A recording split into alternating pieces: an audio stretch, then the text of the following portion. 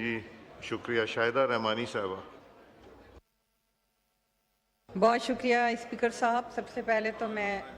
वाना cadet college में होने वाले हमले की पुरजोर मजम्मत करती हूँ और साथ में सिक्योरिटी फोर्सेस के एहलकारों को,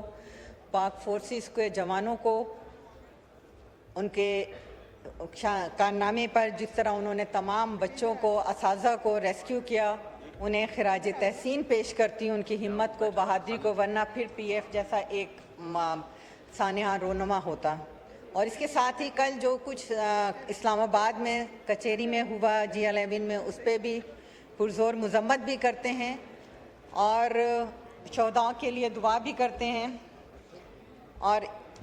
जिस तरह हमारे सीनियर पॉलिटिशियन आफ्ताब शबान मिरानी साहब इस दुनिया से इंतकाल कर गए, जो उनकी इस पार्लिमान में, इस मुल्क में खिदमात थी, उनको भी मैं खराज तहसीन पेश करती हूँ। और सेनेटर इरफान सिद्दीकी साहब के भी लवाहिकीन से इजहार ताज़ियत के साथ कि वो भी एक सुनहरा बाप थे इस सेनेट के अंदर, और जिस तरह उनकी खिदमात थी, उन्हें खराज अकीदत पेश करती हूँ।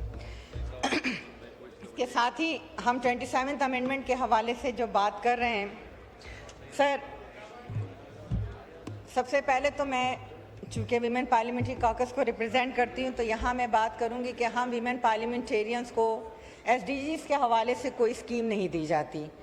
इसी तरह सर हमारे वोट्स इक्वल हैं, हमारे राइट्स इक्वल हैं, कॉन्स्टिट्यूशन हमें मुसावी राइट्स देता है, लेकिन उसके बावजूद हमें जो है डिस्क्रिमिनेशन का सामना करना पड़ता है। और सर जहाँ 27th अमेंडमेंट हो रही है, वहाँ मैं इसमें हम इसे कॉन्स्टिट्यूशनल कोर्ट्स के लिए मेरी गुजारिश है कि वहाँ पर भी जेंडर बैलेंस किया जाए और कम से कम ख़वातीन जजेस को एटलीस्ट कम से कम 2 जो हैं उनकी 2 तादाद रखी जाए। सर इसके साथ ही हम ये चाहते हैं कि कॉन्स्टिट्यूशन पर हम बात कर रहे हैं, 73 का कॉन्स्टिट्यूशन सॉरी,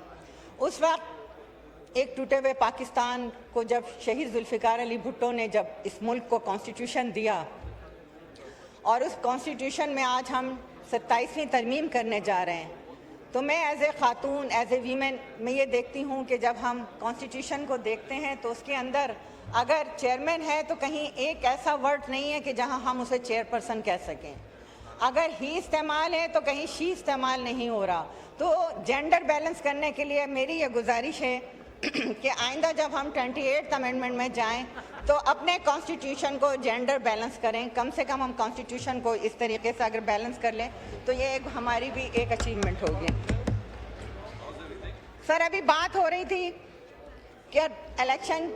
चोरी हुआ, 2018 का जो इलेक्शन चोरी हुआ, RTS सिस्टम को बैठाकर एम्पायर की उंगली को पकड़ के इस असेंबली में लाया गया, और फिर जिस तरीके से आइन को सैबुताज किया गया, कानून को सैबुताज किया गया, उसकी बदतरीन मैं समझती हूँ कि इसकी कोई मिसाल नहीं मिलती। आज वो शहीद जुल्फ़िकार अली भुट्टो जिसने इस मुल्क को आइन दिया था, फौज को एक इज्जत और वक़ार दिया था, इस मुल्क को कौम के हवाले किया था, और जिसकी पादाश में शहीद जुल्फ़िकार अली भुट्टो को नाकर्दा गुनाह के जुर्म में इन्हीं अदलिया ने उन्हें फांसी पे लटका दिया गया था। इसी अदलिया ने 2 मुंतखब वज़ीर आज़म को घरों में भेज दिया था। इसी अदलिया ने गुड टू सी यू कहा था। इसी अदलिया ने ये कहा कि ये देखें कि इस लीडर की आवाम में कितनी मकबूलियत है, तो अगर ये सज़ा याफ्ता भी है तो इसे कुछ ना कहा जाए, उसे बाइज्जत तरीके से जो है प्रोटोकॉल दिया जाए। तो हाँ, इस अमेंडमेंट से वो तमाम चीज़ें ख़त्म हो जाएंगी। अब वज़ीर आज़म को यकजुम्बिश कलम घर नहीं भेज दिया जाएगा, अब फांसी पे नहीं लटकाया जाएगा, अब जो है किसी की मर्जी के तहत जो है आपको वेलकम नहीं किया जाएगा। अब वो तारीख सियाह दिन ख़त्म हो रहा है, और इसका क्रेडिट मैं समझती हूँ कि चेयरमैन जनाब बिलावल भुट्टो जरदारी साहब को जाता है कि जिन्होंने जितनी बहादुरी के साथ, जितनी हिम्मत के साथ इस मुल्क में जो सियासत की एक नई रिवायत कायम की है कि उन्होंने सही मानों में आवाम को रिप्रेजेंट किया। जब 27वीं तरमीम की बात हो रही थी तो एक भूचाल आया हुआ था कि Pakistan peoples party 18th amendment के हवाले से कोई ऐसा कुछ कर जाएगी कि वो अपने ही किए हुए को पूरा सोशल मीडिया, पूरा मीडिया, डिजिटल मीडिया इससे भरा हुआ था। लेकिन चेयरमैन बिलावल भुट्टो जरदारी साहब ने इस मरहले में आकर आपने उस ना सिर्फ पाकिस्तान को बचाया, एनएफसी को बचाया, एनएफसी के हवाले से जो 18वीं तरमीम के ढांचे को छेड़ा जा रहा था उसको बचाया, वरना आज कम से कम सूबे पंजाब के 250 अरब रुपए जो है वो आपके एनएफसी अगर छेड़ा जाता तो वो उससे महरूम होता। लेकिन आपने देखा कि तमाम सियासी जमातें खामोश थीं या मसलहतन खामोश थीं, लेकिन chairman Pakistan peoples party Bilawal Bhutto साहब ने कहा कि 18वीं तरमीम हमारे लिए रेड लाइन है और इसका अज़्म करते हुए विफाक की मजबूत, उन्होंने कहा कि विफाक जब मजबूत होगा जब आपके सूबे बाख्तियार होंगे। और आपने देखा कि सूबाई खुद मुख्तारी के लिए चेयरमैन साहब ने यही वो लम्हा था कि अपना सियासी किरदार जिंदा किया। जिस तरह शहीद जुल्फ़िकार अली भुट्टो ने आइन दिया, जिस तरह शहीद मोहतरमा भुट्टो ने इस मुल्क को मिसाक जमहूरियत दिया और जमहूरियत के लिए अपनी जान इस मुल्क पे कुर्बान कर दी। और आपने देखा कि यही चेयरमैन बिलावल भुट्टो जरदारी साहब ने सियासत में डट कर खड़ा होकर मुकाबला किया और ये बताया कि सियासत जो है सेल्फियों से या सोशल मीडिया ट्रेंड से नहीं होती, बल्कि आवाम के हकूक़ की तर्जुमानी करने से होती है। और उन्होंने आवाम के हकूक़ को साबित किया कि किस तरीके से उन्होंने 27वीं तरमीम के जो तूफान थे उसको बिलावल भुट्टो साहब ने विफाक को टूटने से बचाया और हर सूबे को अपने वसाइल के हक में फैसले करते हुए उन्होंने कहा कि सबके जो हैं हकूक़ बराबर हैं। और यही नहीं बल्कि चेयरमैन बिलावल भुट्टो जरदारी साहब ने सिंध, पंजाब, केपी के और बलूचिस्तान के अवाम का एतमाद को बरकरार रखते हुए उन्हें यकीन दहानी कराई कि पीपल्स पार्टी आज भी नज़रिए पाकिस्तान खपे को लेकर चल रही है और यही हमारा नज़रिया है कि पाकिस्तान है तो हम हैं और एक पाकिस्तान, एक ऐसा पाकिस्तान जो जमहूरी हो, विफाकी हो, सियासी हो और सबके हकूक़ जो हैं वो मसावी हों। सियासत वही है जो सियासतदान वही होता है जो कौम के मफाद के लिए लड़ता है, जो कौम के मफाद के लिए करता है और ये चेयरमैन बिलावल भुट्टो जरदारी साहब ने साबित किया।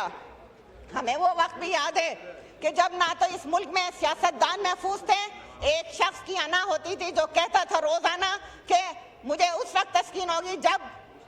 आगे की नशिस्तों के तमाम पॉलिटिशियन जो हमारे सरबराह तो उन्हें गिरफ्तार किया जाए। सहाफ़ियों का भी पता है कि कितनी आपने मीडिया को आज़ादी दी थी, किसने सहाफ़ियों को आपने पाबंद सलासल किया था। आपके दौर में जो आइन का हशर हुआ, जो इस पार्लियामान का हशर हुआ, किस तरीके से लोगों को बुलाया जाता था, किस तरीके से लोग किसके फ़ोन पे आया करते थे। आप बात करते हैं आइन की और कानून की, आपके दौर में जो आइन और कानून मजाक बना, जो इस पार्लियामेंट को मजाक बनाया, उसकी मिसाल मैं समझती हूँ कि कभी भी नहीं मिलती। और फिर आपने तो 9 मई और 26 नवंबर जैसे काले कारनामे, स्याह कारनामे किए जिसकी मैं समझती हूँ कि मिसाल नहीं मिलेगी। और आज आप बात करते हैं जब हमारे मुल्क पे दुश्मन ने हमला किया और जिसकी वजह से आज आर्टिकल 243 के हवाले से जो फील्ड मार्शल को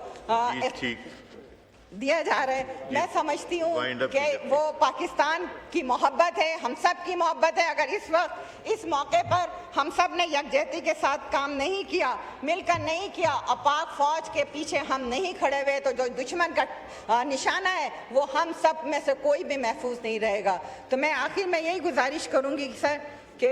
हम जो इस वक्त तरमीम करने जा रहे हैं पाकिस्तान की कौम के और इस पार्लियामेंट के मफाद में, और पाकिस्तान पीपल्स पार्टी का जो मिसाक जमहूरियत का ख्वाब था आज वो पूरे होने जा रहे हैं। बहुत शुक्रिया।